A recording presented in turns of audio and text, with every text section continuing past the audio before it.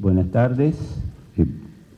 Es impresionante llegar hasta aquí y ver esta cantidad de gente. Estamos, no sé, ante una celebración, estamos ante un libro, y yo creo, voy a hacer el esfuerzo de hablar del libro, y no de otras cosas que rodean al libro y que son igualmente importantes, pero de las que me considero menos competente. Entonces, de todas formas, admito que se trata de celebrar la presencia de Marita entre nosotros y bueno, y en ocasión de la presentación de su libro, reencontrarnos en este lugar tan particular. Creo que estamos ante una especie de escritor apóstata que aparece allí como figura fantasmática, buscado por una muchacha hija de uruguayos que está exiliada en Francia, francesa ella, que viene de Grenoble, nada menos, y que busca los datos necesarios para hacer esa investigación. De ese escritor vamos a salir sabiendo muy poco. Vamos a terminar la novela sabiendo muy poco. Yo hasta le tuve que preguntar a Marita, pero Marita, al final, ¿sabemos cómo se murió ese escritor? No sabemos cómo se murió ese escritor. Así que no sabemos y no sabemos. Ella no sabe, yo no sé, capaz que las compañeras acá pueden hacer alguna hipótesis. La otra cosa y la tercera de esta genealogía es mucho más complicada. Y es la que está en el epígrafe sobre Onetti y el alma de los hechos. Esa es muy complicada porque el epígrafe saca de contexto, pero tengo para mí que esa cita sobre no se dice la verdad cuando se cuentan los hechos y no se cuenta el alma de los hechos, tiene que ver con aquella escena tan famosa en El Pozo, de Eladio Linacero tratando de recrear el pasado con Cecilia bajando por Eduardo Acevedo hacia la Rambla, vestida como hacía 20 años. Esa escena es muy difícil, y yo, como no estoy en una clase de literatura, eso se lo dejo a Antonia, que es profesora, no la voy a analizar, pero es una escena muy difícil, porque ¿qué quiere decir el alma de los hechos? Eladio Linacero tiene una idea de cuál es el alma de los hechos, que luego, inscritos en el juicio de divorcio en el que está metido, quieren decir otra cosa. Él cree que lo que hizo fue la recuperación de un pasado imposible, y ese es otro gran tema, ¿no? ¿Qué hacemos con el pasado? ¿Qué hacer con el pasado? Que creo que eso nos plantea también la novela, pero no me metería demasiado en esa idea de que los hechos son siempre vacíos si no se captura el alma de los hechos. Pero dejémoslo ahí. Para eso está la literatura y para eso está la ficción. Y acá quiero hacer, me parece, mi punto nodal de la conversación de esta tarde, para mí, porque si Marita me hubiera, bueno, como dijimos con Antonia, ¿por qué dijimos que sí y vinimos a hablar acá? No se sabe, nunca se sabe, pero dijimos que sí. Si Marita me hubiera preguntado, mira, ¿quién puede hablar? Yo le hubiera recomendado mucha gente que es especialista en temas como el deber de memoria. Yo no lo soy. Digo, leí a los saltos algunas cosas sobre el deber de memoria. Estoy citando, creo que un concepto rickeriano de Paul Ricoeur, y no solo rickeriano, quizá estén implicados en ese concepto otros, Primo Levi, etcétera, pero yo creo que eso está en el fondo de la cosa, en el alma de los hechos, ese deber de memoria, esa necesidad militante de apropiarse de la palabra. Estoy diciendo un poquito lugares comunes, pero bueno, no me arrepiento. De apropiarse de la palabra o de expropiarle la palabra a quien la tiene como poder, para ejercer un poder a través de la palabra. esa lucha, que es una lucha política, obviamente que es una lucha política, es la lucha que se entabla a través de la escritura, a veces no solo a través de la escritura. Yo me acordaba de otra cosa, y era lo que decía Rigoberta Menchú, los quichés escondemos la historia, la callamos, no la decimos, que es lo que solemos, bueno, tenemos que decir las cosas para apropiarnos, bla, bla, bla, bla. No, la escondemos frente al enemigo, frente al colonizador, frente al invasor, porque es la única forma de preservarla, ¿no? O sea que las cosas siempre son un poquito más complicadas de lo que uno se los plantea, porque en ese caso, bueno, se trata de memorias orales, que son sometidas al silencio y al resguardo que las comunidades, en ese caso, en el caso de Rigoberta Menchú, la comunidad maya quiché, la guarda para no quedar exhibida o regalada frente al invasor.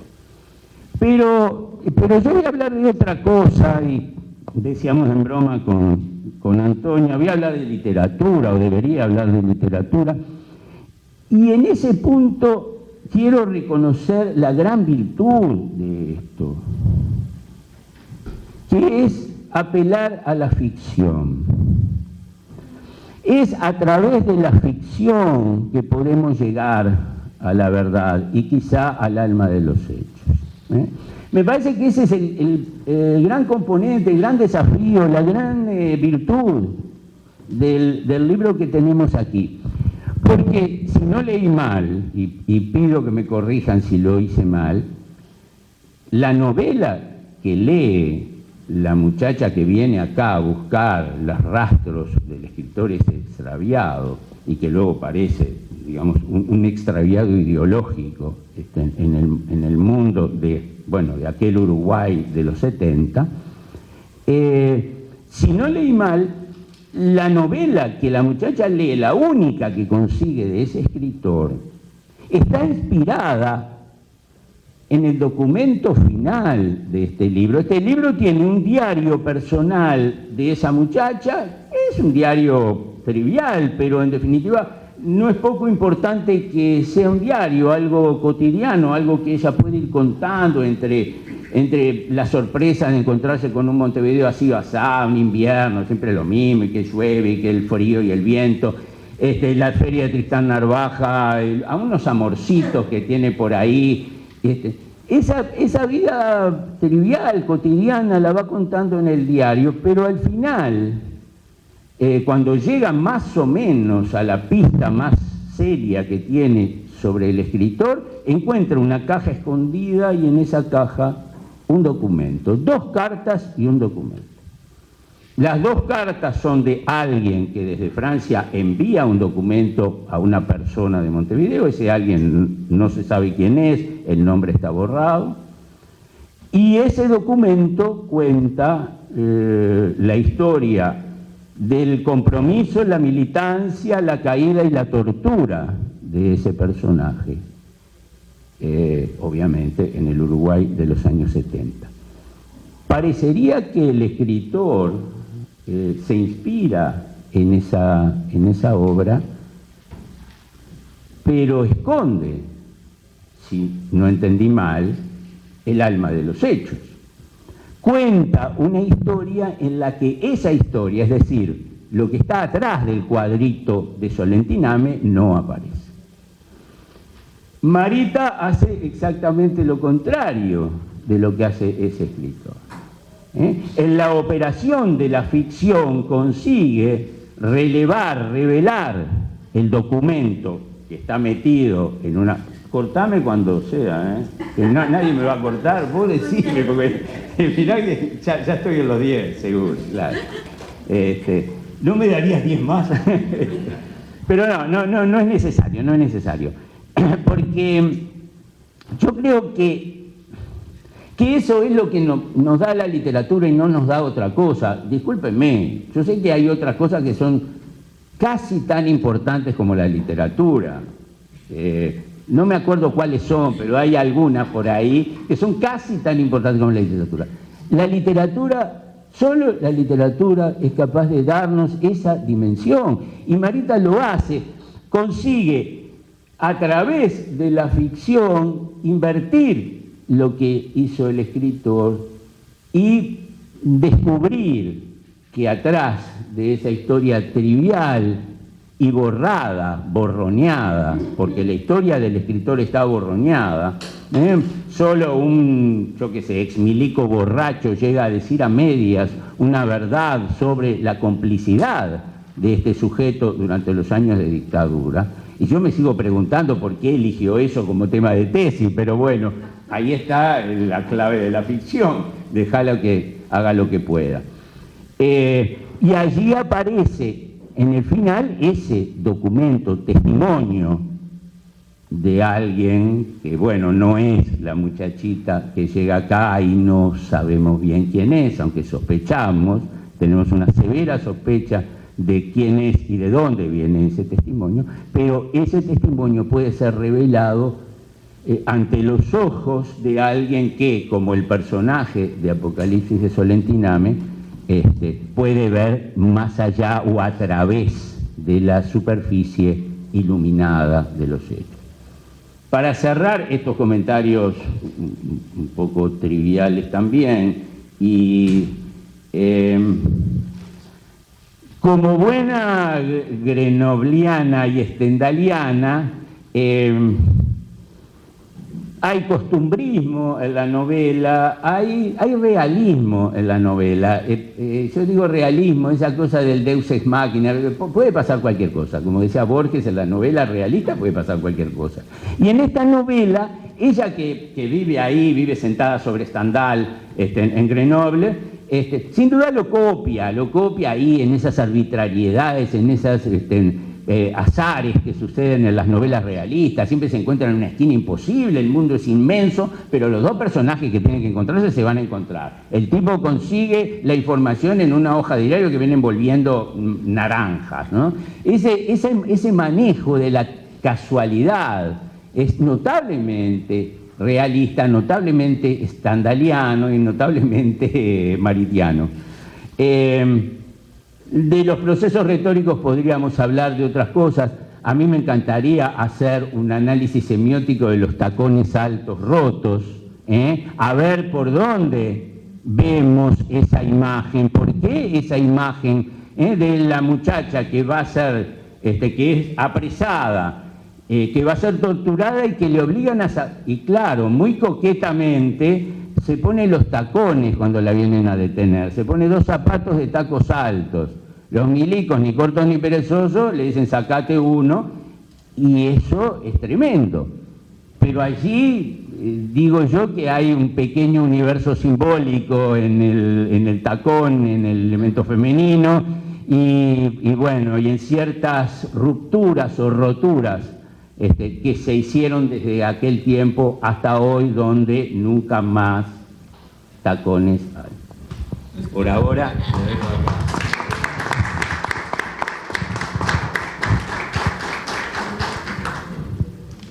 Yo no voy a hablar de Marita, del libro de Marita desde el punto de vista literario.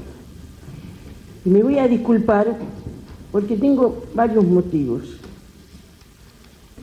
Sí, soy profesora, tendría que hacer un análisis literario, yo sé que a Marita le gustaría que lo hiciera. Pero en primer lugar, yo quiero mucho a Marita. Mi vida está atada, vivimos muchas cosas. Todo eso que está relatando lo vivimos juntas, pero aparte conozco sus relatos, conozco su exilio, las dos exiliadas también, no solo presas, sino exiliadas. Yo en París, ella en Grenoble, pero bueno, exiliadas. De manera que lo que está acá es el alma de Marita. Acá, la verdad que yo comprendí, se lo voy a leer lo que mencionó el profesor. Se dice que hay varias maneras de mentir, pero la más repugnante de todas es decir la verdad, toda la verdad, ocultando el alma de los hechos. Porque los hechos son siempre vacíos, son recipientes que tomarán la forma del sentimiento que los llenan. Eso es lo que Marita Bonetti, que al principio yo no lo interpreté. Claro, el libro es una pintura de eso. Pero aparte el libro tiene varias partes, varias cosas. Yo sinceramente leí 10 páginas y dije, en algún momento va a saltar Marita y me voy a sentir muy mal. Y el hijo me dijo algo que me dejó pensando y dije, Marita va a escribir. Marita va a escribir, se doctoró, maneja la literatura como pocas. La manejó durante años. Yo siempre le decía, pero Marita, ¿cómo hiciste para ser profesora con la sordera que tenés? Pero Marita fue profesora y además en un doctorado de una universidad importante en Francia. Pero el hijo dijo, mamá no cuenta nada, ¿por qué no me contás qué pasó? Y yo dije, Marita va a escribir. Y acá está. Quiero decir que la primera parte es la visión que también coincido, la comprendo, me siento identificada. Ese es mi problema. Me siento identificada de la manera que ve Montevideo, en sus contradicciones, en sus personajes, en esas cosas que no están bien especificadas, pero absolutamente realistas.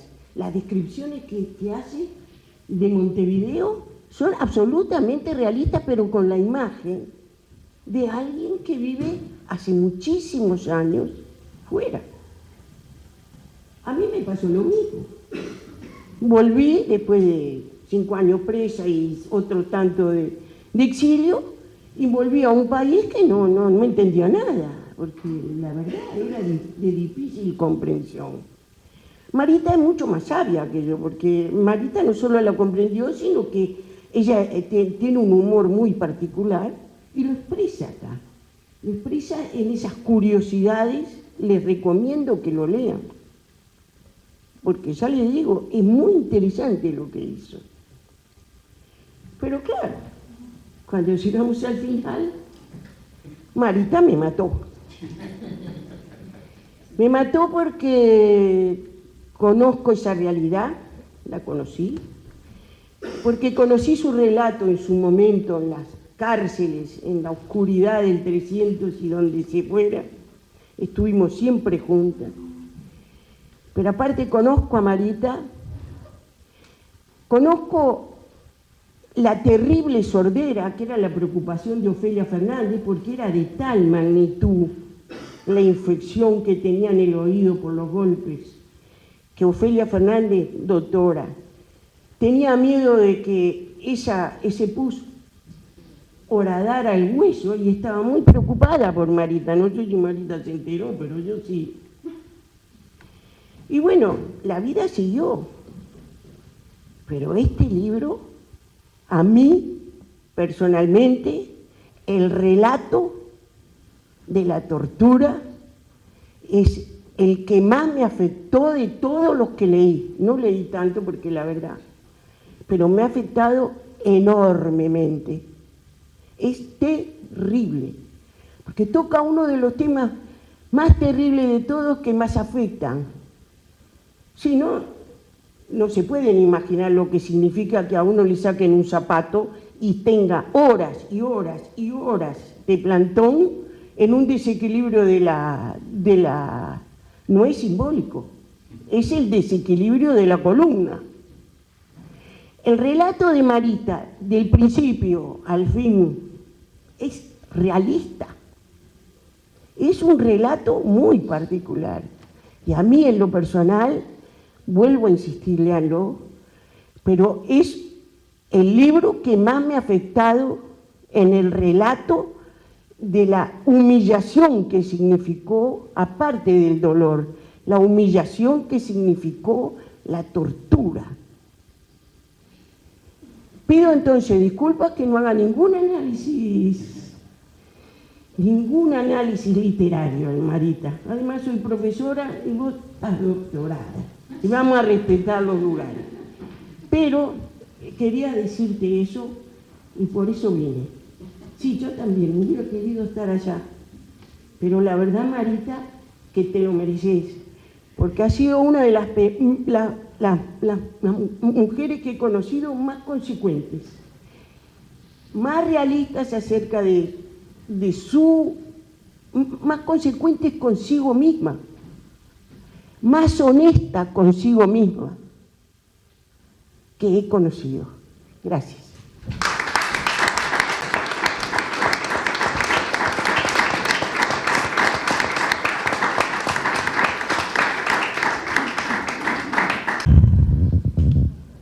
Bueno, yo me imaginaba una cosa parecida a esta. Si yo me siento así, vos me oís, ¿me entendés?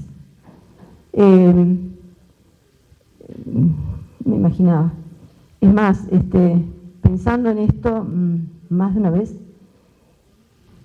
se me anudó la garganta, porque estas no son cosas comunes ni cotidianas.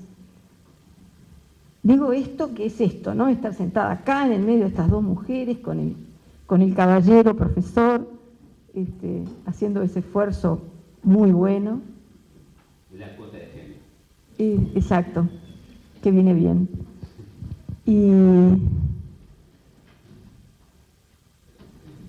Y acá se dijo justo lo que yo necesitaba para poder decir algo más.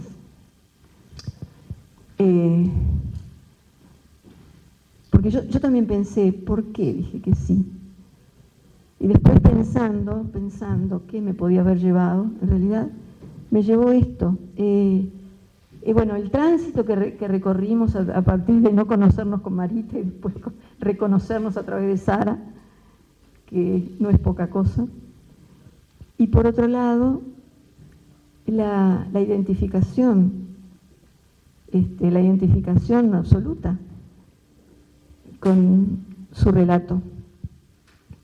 Una identificación que cuando lo lean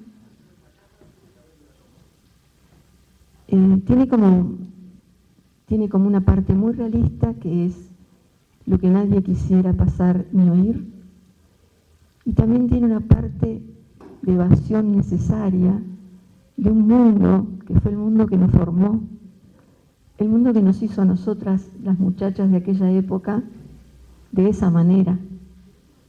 Y también en eso hay una gran identificación. Y es curioso porque es así, como sin conocernos, pero cuánto de común había en ese proceso, y cuánto de sensibilidad se puede compartir. Y también voy a decir que el segundo elemento fue que me sentí más cobarde que Marita. Es decir, Marita es una valiente. Apeló a la literatura en toda su magnitud, en la magnitud del relato, de la composición, de la narración, y también en la especificidad de cómo abordar temas inaudibles.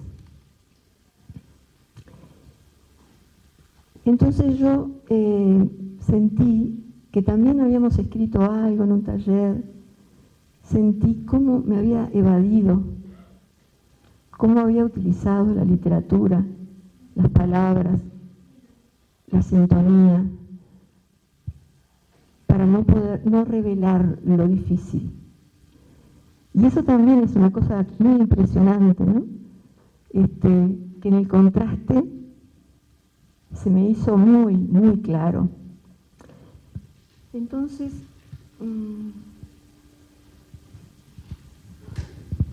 yo abordaría, fíjense, pero van a ver que no los voy a someter igual.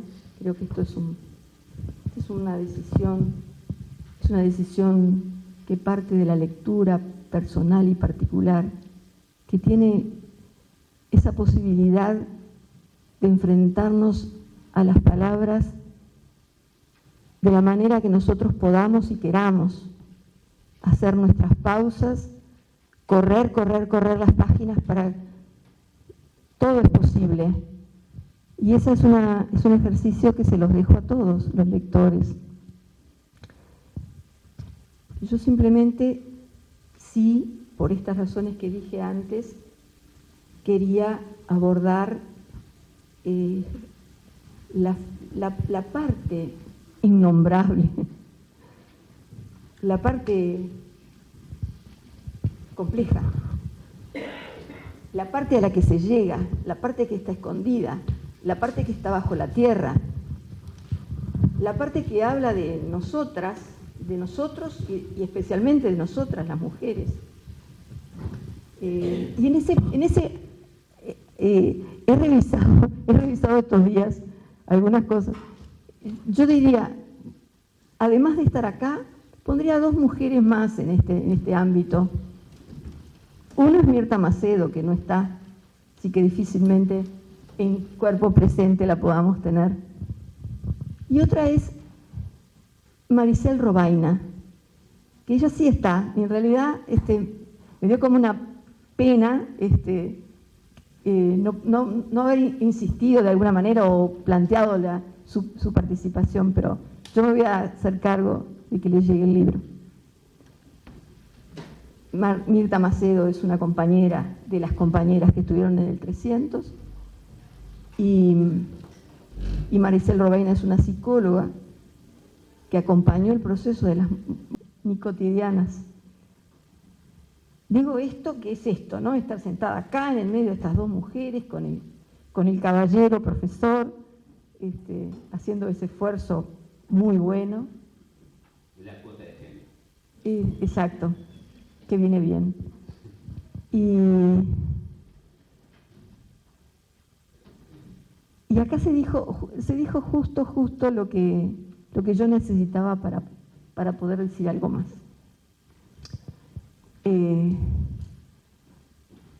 Porque yo también pensé, ¿por qué dije que sí?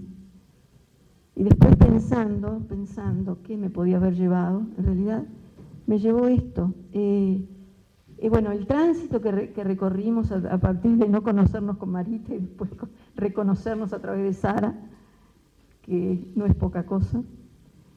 Y por otro lado, la identificación absoluta con su relato. Una identificación que cuando lo lean tiene como una parte muy realista, que es lo que nadie quisiera pasar ni oír, y también tiene una parte de evasión necesaria de un mundo que fue el mundo que nos formó, el mundo que nos hizo a nosotras, las muchachas de aquella época, de esa manera. Y también en eso hay una gran identificación. Y es curioso porque es así, como sin conocernos, pero cuánto de común había en ese proceso, y cuánto de sensibilidad se puede compartir. Y también voy a decir que el segundo elemento fue que me sentí más cobarde que Marita. Es decir, Marita es una valiente. Apeló a la literatura en toda su magnitud, en la magnitud del relato, de la composición, de la narración, y también en la especificidad de cómo abordar temas inaudibles. Entonces yo sentí que también habíamos escrito algo en un taller, sentí cómo me había evadido, cómo había utilizado la literatura, las palabras, la sintonía, para no revelar lo difícil Y eso también es una cosa muy impresionante, ¿no? Que en el contraste se me hizo muy, muy claro. Entonces,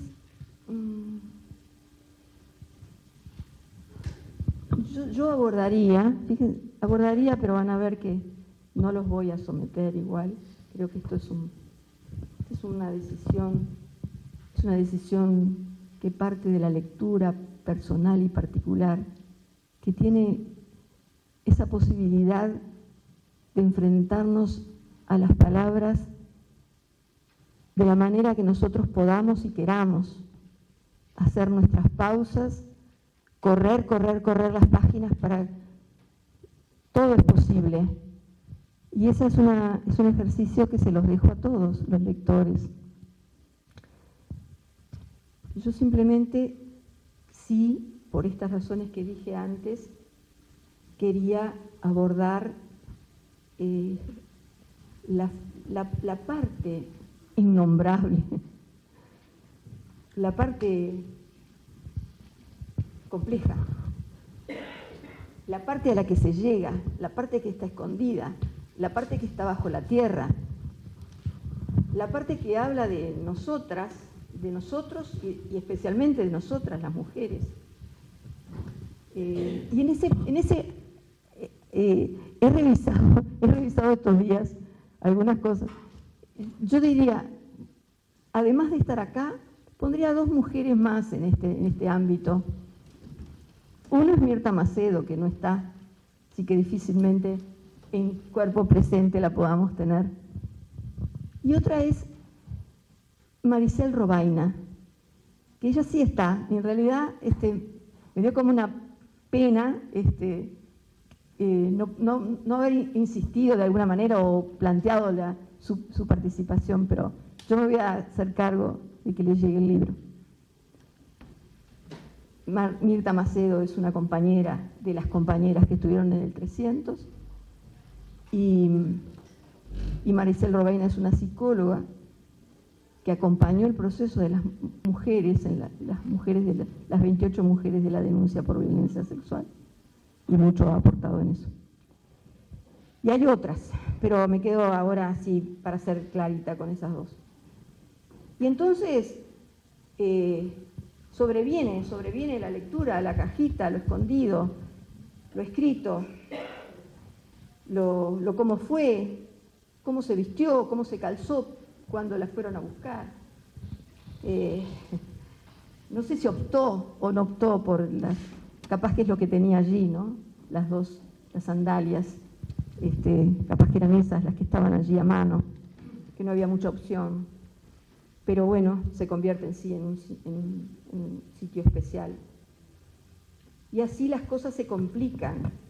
Con el paso de las horas, el dolor, ya no es solo en los pies, las piernas, el dolor empieza a instalarse en las caderas, a recorrer la columna. ¿Qué es el tiempo? No lo sé. Sé que es el tiempo del ablandar. El tacón alto hace más inestable esta posición de garza ciega.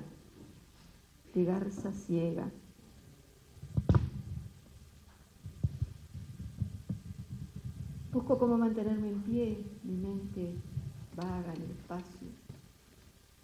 Imágenes lejanas empiezan a llegar a mis ojos ciegos y a mis oídos retazos de un diálogo fantasma. Me veo ahí allá. Sí, las cosas de la vida. Tu casa era chiquita, la mía tenía un jardín más grande. Sí, estoy lejos. Desde hace mucho estoy lejos. Sí, claro. Paseo entre amigas, el tiempo de las señoras del Rotary. Veo la bandeja inclinada, peligro. Todo se puede venir abajo. Siento que me vengo abajo. Ya no me queda duda. No hay error. Recuerdo las recomendaciones de mi madre. Nena, nunca salgas con la bombacha sucia.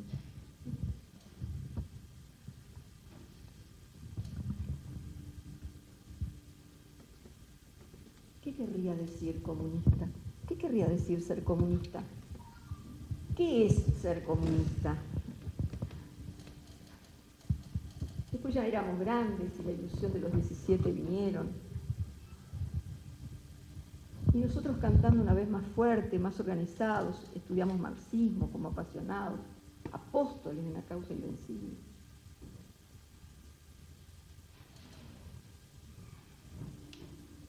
Y es en ese tiempo cuando me propongo no renunciar, seguir y seguir a pesar de todo, a pesar de este cuerpo que extraño, que ya no es mío, y las horas que pasan, ¿cuántas? Sin agua, sin comida, sin permiso para ir al baño. Hasta hacerme creer que la historia sin fin tiene infinitas posibilidades, pues el tiempo no cuenta, el tiempo desaparecido como yo.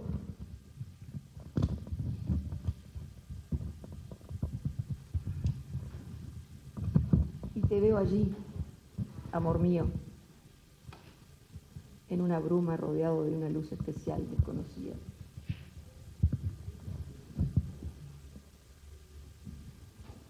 ¿Qué es de mí? Si estoy viva o ya no, espejismo de mis sueños, de mis deseos más ardientes. Ya no sé cuándo, ni cómo, ni cuántas veces subo a ciegas las escaleras del infierno y me bajan, no sé tampoco cómo, solo sé que las escenas de la película tienen variaciones que al principio parecen infinitas, pero que terminan por repetirse, al menos en la primera parte. Siempre es posible una sorpresa, un cambio de humor, una nueva jugada. Voy a hacer una pequeña alusión.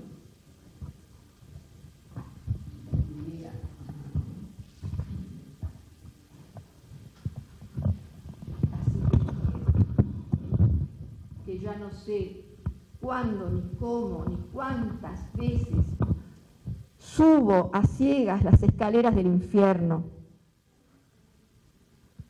No están las escaleras lejos y se estremece.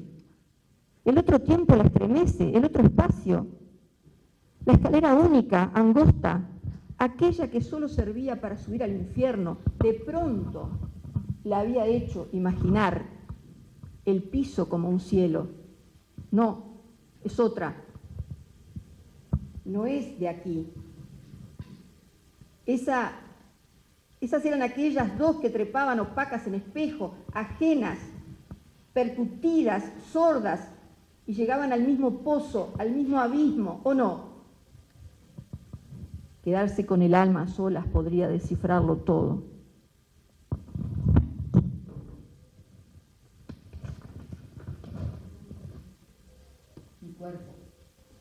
Mi cuerpo de mujer, que ha gozado, que ha logrado sobreponerse a autos inculcados para otorgarse el derecho al placer. Creo que nunca más había contado la experiencia. Creo que nunca más había contado la experiencia. No sé cuándo. Es ahí donde mi mente parte lejos, por caminos atravesados. Mi pata renga, artificialmente renga, debe jugar en la maniobra intrincada del pensamiento.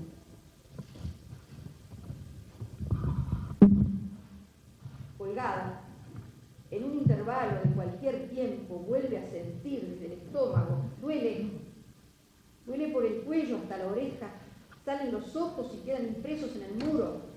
El miedo estuvo y las palabras atrapadas, encerradas, mordidas, ahora saben por el tiempo, ni por la hora, ni por la boca, ni con la lengua. Salen en otro idioma, salen sin voz, sin voz.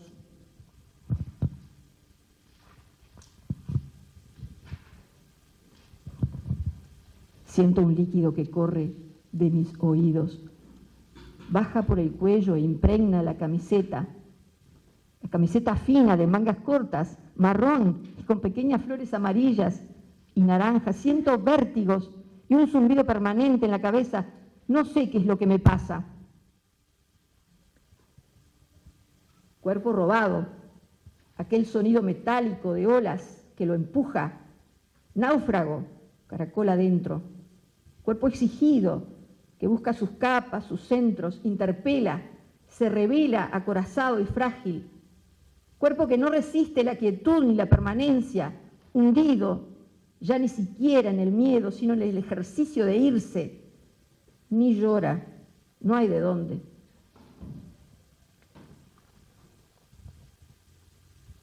Sin oír nada más que el zumbido estridente que ronda mi cabeza para siempre, rota y quebrada y humillada, destrozada, pero según la voz, mis oídos rotos para siempre serán mi condecoración de guerra. Y llega un momento, un punto muerto, un cero.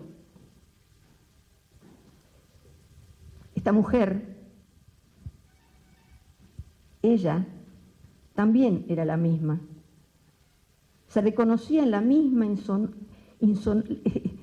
la mirada insonora, en el trabajo secreto de la luz por alumbrar. Ella estuvo allí, en aquel silencio, aquella noche, cuando una ráfaga, un vendaval salió de la historia milenaria de la crueldad inútil.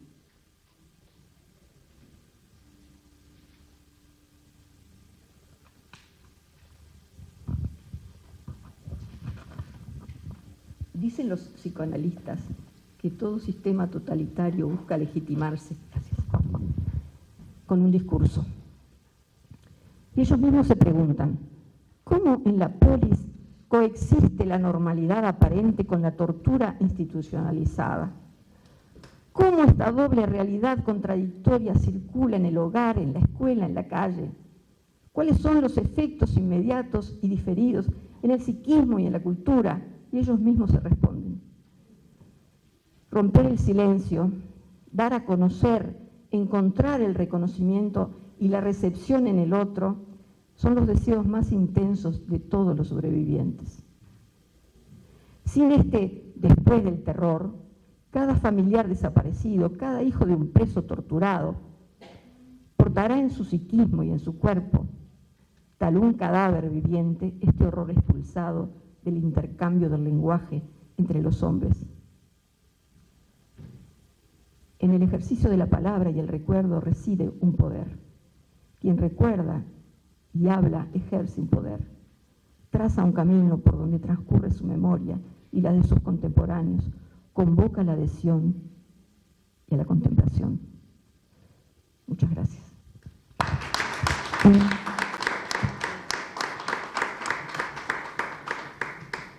Voy a empezar por agradecerles a todas y a todos, a ustedes que están hoy presentes,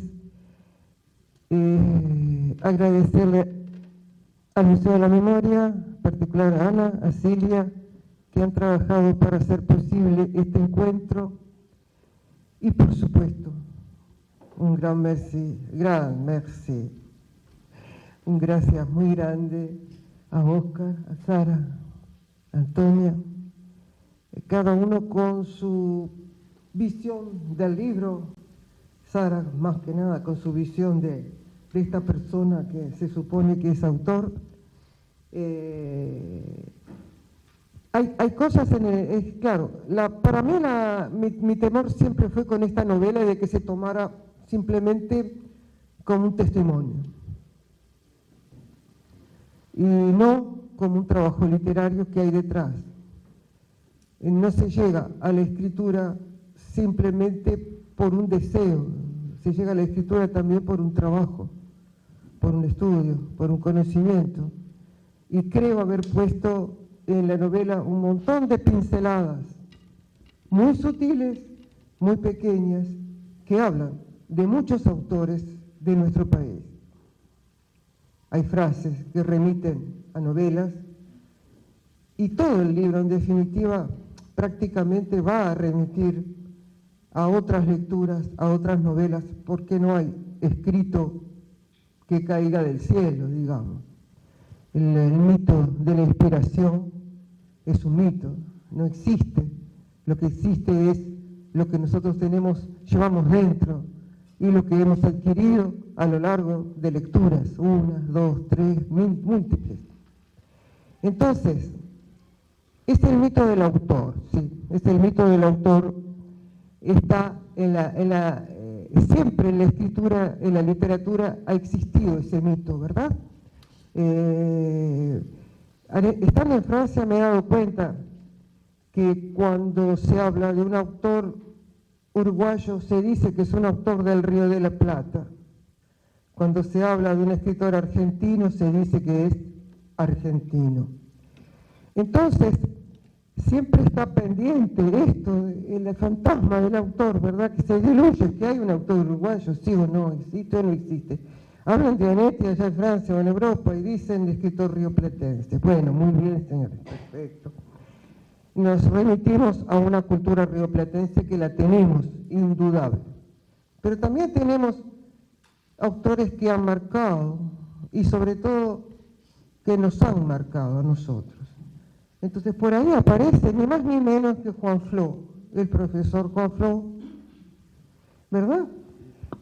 Aparece, por supuesto, Carlos Licano, aparece un montón de autores uruguayos que una frase, La ciudad de todos los vientos, que es La ciudad de todos los vientos, es una novela de Carlos Licano.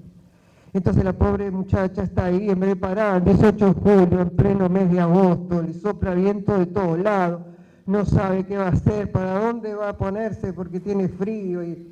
Pero después se va para Pocitos, no sé por qué cae ahí en Pocitos, y resulta que del frío pasa un calor tremendo.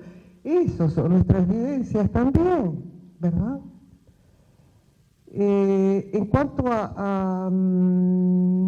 al autor, entonces, no está muerto y no está muerto, porque Oscar tenía un problema, Oscar, con el problema de Barthes y la muerte del autor, entonces está muerto, no está muerto. Bueno, déjelo en el limbo el autor. Ese autor tiene una gran referencia literaria uruguaya. Si ustedes quieren ir a investigar, vayan y busquen una mínima novela que se llama La muerte hace buena letra.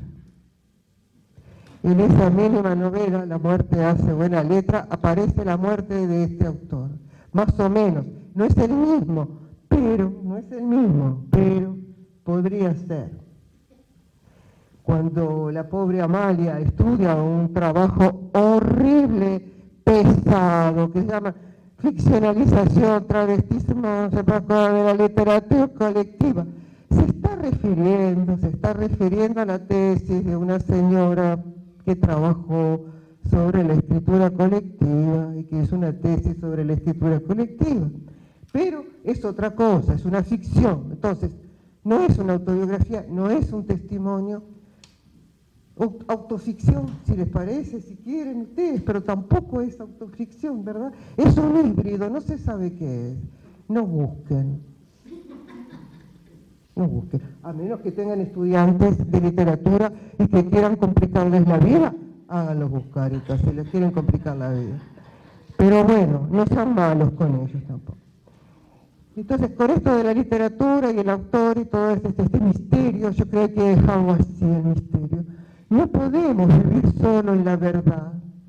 Una parte de misterio tiene que existir, una parte de fantasía, porque el mundo es tan horrible, y lo que cuenta esa novela es tan horrible que mejor dejarle por lo menos una lucecita de fantasía, de ficción, por ahí dando vuelta.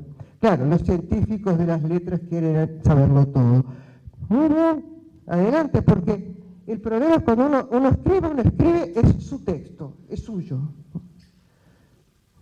Cuando está en un papel, ya pasó por imprenta. Bueno, y cuando está en las manos del público, ya no le pertenece al autor. Este libro es de ustedes, de quien lo lea, y le dará la interpretación que mejor le convenga. Yo no tengo nada que decir de la interpretación de nada. Ahora, ¿qué les voy a decir? paralelos en la literatura hay cientos. Nadie escribe, como yo lo decía, en la nada, ¿verdad? Y paralelos en las experiencias carcelarias, así como hay 1, 200, miles, ¿cuántos miles fuimos de presos políticos? ¿Cuántas mujeres pasaron por los centros de detención y sufrieron la misma cosa? Porque en la novela no se sabe quién es en definitiva, no hay nombre, porque puede ser María, Juana, Carmencita, Teresa, no importa quién es el que habla, no importa de quién se habla, no importa quién cuenta, está contando una historia que desgraciadamente se ha vuelto colectiva, de todas las mujeres que pasaron por esos centros clandestinos de detención y de tortura. Entonces, que sea en Uruguay, que sea en Argentina, que sea en Chile, puede ser como tú decías, puede ser en cualquier lado esto. Puede ser hoy en Palestina, las mujeres que mueren bajo las bombas, no las están torturando, las están masacrando. Entonces, el sufrimiento frente a la injusticia es de todas, las mujeres, pero también de los hombres, vamos a no ser demasiados extremistas en eso. Entonces, bueno, por eso existen las palabras guardadas, por eso existen muchos testimonios.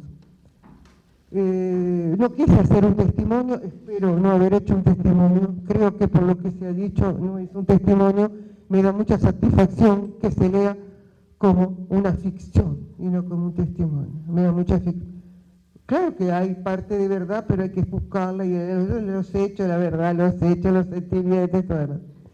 Tengo algunas palabritas últimas que son de agradecimiento también, bueno, por supuesto, al profesor Oscar Brando, a la profesora que no quiso hablar de literatura, al final Sara,